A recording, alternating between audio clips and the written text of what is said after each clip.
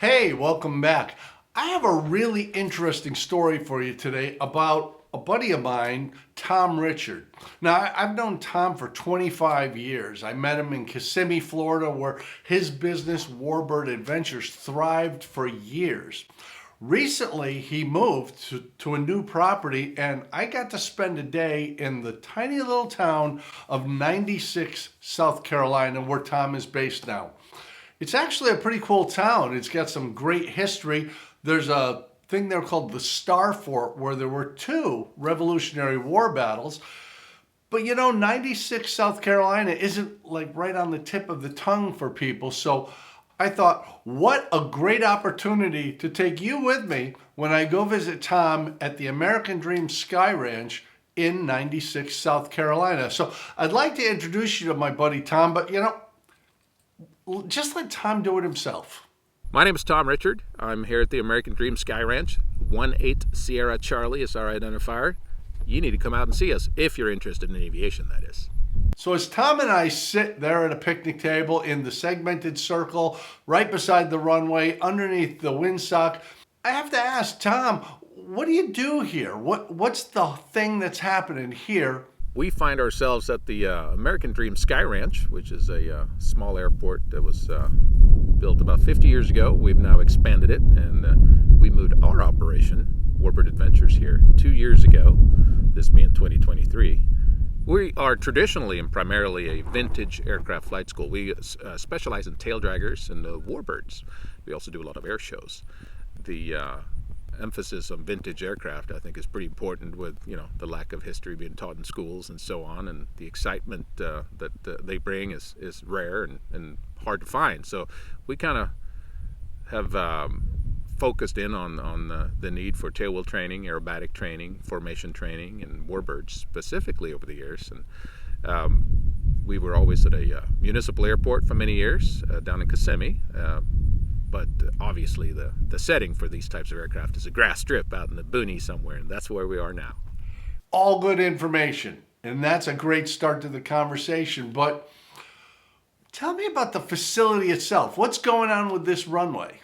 We've been working on expanding the runway. It was a little farm strip here when we arrived 2 years ago, and the final size, once we're all said and done, is going to be 4,250 feet long by 100 feet wide. So big enough to accommodate fast fighters and big bombers and transports. That's the goal. Now, the obvious question this leaves is this place just for experienced pilots, folks like me or Pat Brown, or people who have years of experience in aviation? Or can somebody with no aviation background but a strong sense of curiosity get something worthwhile from coming out here to this facility? We are a full-on flight school from primary on up. So we'll take anybody off the street, put you behind the controls, you do the flying, and one of us will tag along for the ride. Hopefully we'll get you excited enough to want to pursue aviation, hopefully with us, but also with other flight schools across the country. Even if you're just visiting in town, you can stay at our bed and breakfast and experience a small tail dragger, do aerobatics, or even a warbird for that matter. We'll put you in the front seat of a T6 and let you go at it. It's an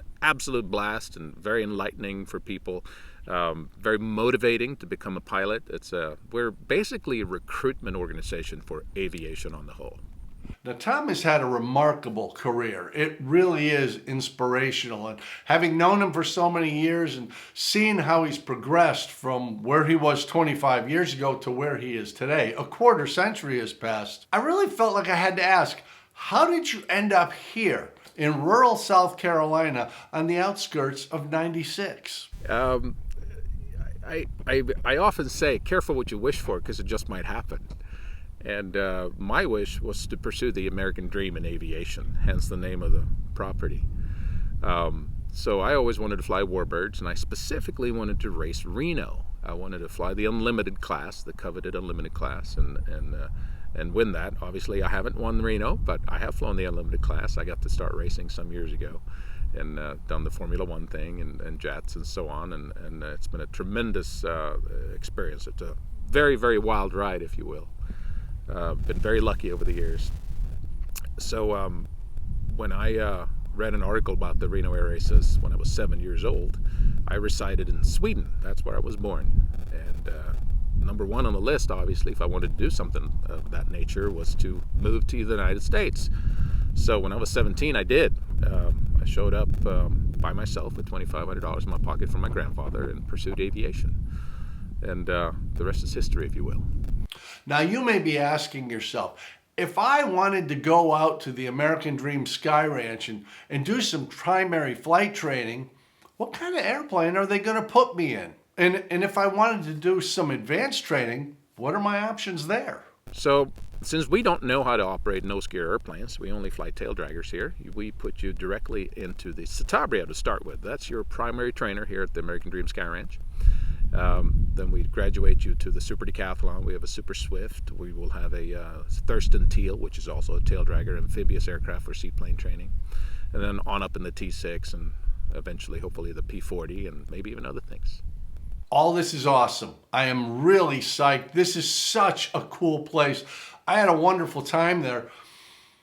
I had to ask Tom, have you now achieved your dream? After all this success, after all the things you've done, are you at the pinnacle of your career, or is there something new coming that we might want to keep an eye on? I think having a grass strip as a pilot might be the ultimate wet dream of aviation, and I've certainly accomplished that goal, which is really exciting. This is a long time coming for me.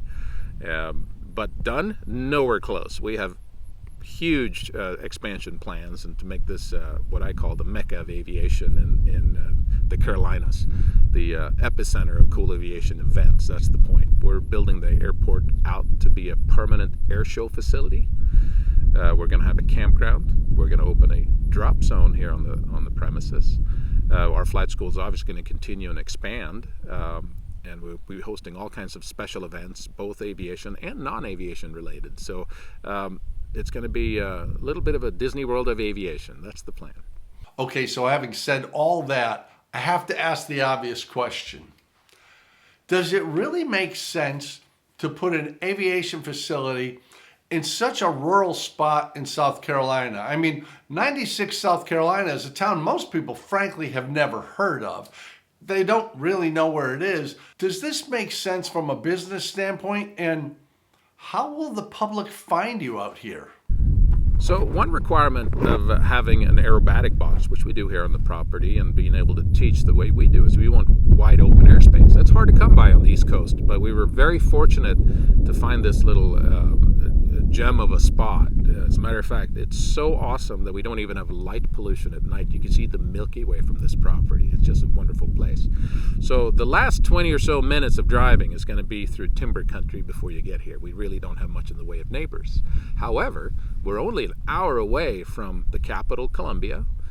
Greenville, Spartanburg is an hour and 15-minute drive, and Augusta, Georgia is an hour south of us. So we're right in between three major hubs. Charlotte is 2.5 hours, and Atlanta is 3 hours. So we're not as remote as one would think, as it feels when you're out here. So we actually do have civilization out here. I have to tell you, I had the best time spending the day out there with Tom and his crew at the American Dream Skyranch. It really is a remarkable place with a bed and breakfast right there beside the runway, camping facilities, I mean, all kinds of space, surrounded by these pine forests and hardwood forests. And isn't that part of what makes aviation fascinating? Where I could fly out there. It's a private facility, but if I got permission, I could fly out and land there in my own aircraft.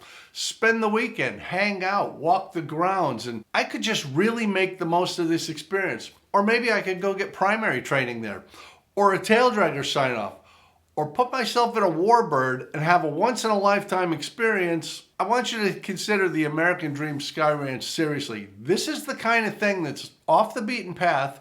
It's not something that everybody thinks about, but it's available to every one of us. If we want to just go out and sit at the picnic table like Tom and I did and take a look, or whether we want to book some time and go flying, this is what makes general aviation so exciting. People like Tom, facilities like the American Dream Skyranch, and businesses like Warbird Adventures. Go ahead and check it out if you get the opportunity. I'm going to go back. There's absolutely no doubt about it. And between now and then, I hope you'll click the like button, subscribe to the channel so we keep growing the community here at MadProps, and maybe even share this video with friends through social media so they know all the cool places you know.